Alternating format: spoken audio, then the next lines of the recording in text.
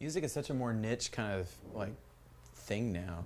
It's not what you might like and gravitate towards could be completely different, like even genres of music. I think currently we're in a strange no man's land of scene.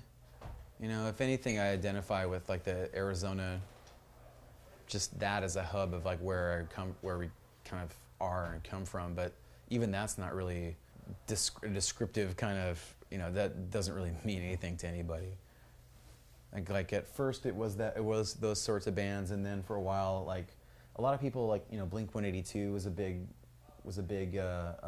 supporter of us, and so I think a lot of people kind of latched on, like associated us with them, and then over time it was just different, like it drifted throughout different stuff, you know, like it's super random. Like I think I sort of kind of, yeah, I see what you're saying, and I see that because a lot of those bands we played with, like, and we were friends with, and you know, so yeah, I can kind of see that. But it's like Jim's saying, it's like now it's just kind of more random, and like I see the funniest things on Twitter of like people like, oh, my favorite bands, or like, and it's just like the things that I see are just blow my mind. Like you see, oh man, I'm super bummed, I'm gonna miss the Nickelback and Jimmy World show, and so that bums you out. And then it's like, you know, or just people who are like, man, you know, just that pair us up with bands that like that I hate. Like, how do you like them and us? But you know, I think our fan base is really varied. You know, we have people who've been with us for a long time who kind of see us as that sort of, you know,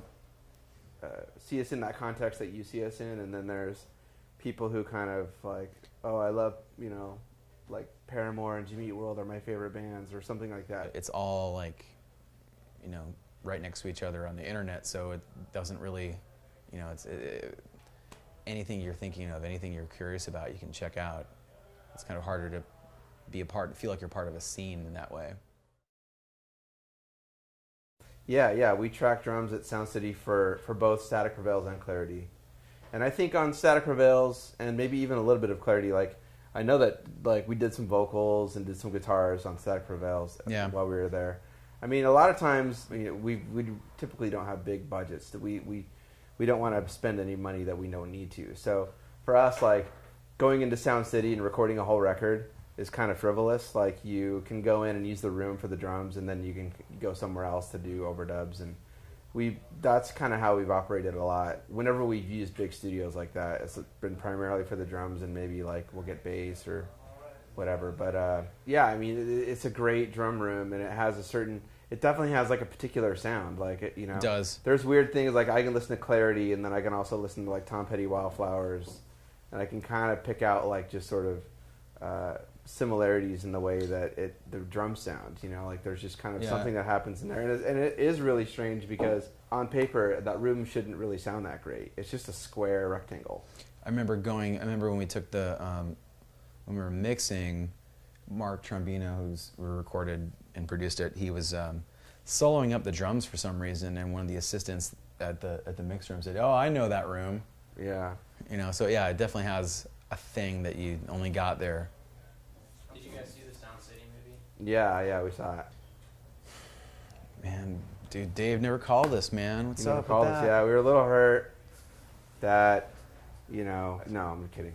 I mean, you know, it's like, when I see you, Dave, I'm gonna kick your ass. Who would you rather talk to about Sound City? Like, I'd much rather hear from Tom Petty. Yeah, I know, or this other man from Arizona. You know, honestly, like, if we, you know, it's, you know, our experience is very similar to everyone else's. You know, like, it was a really cool place, and it definitely had kind of a weird, you know, kind of old school vibe to it. You know, we might have been on the C tier of people that had important things to say about it.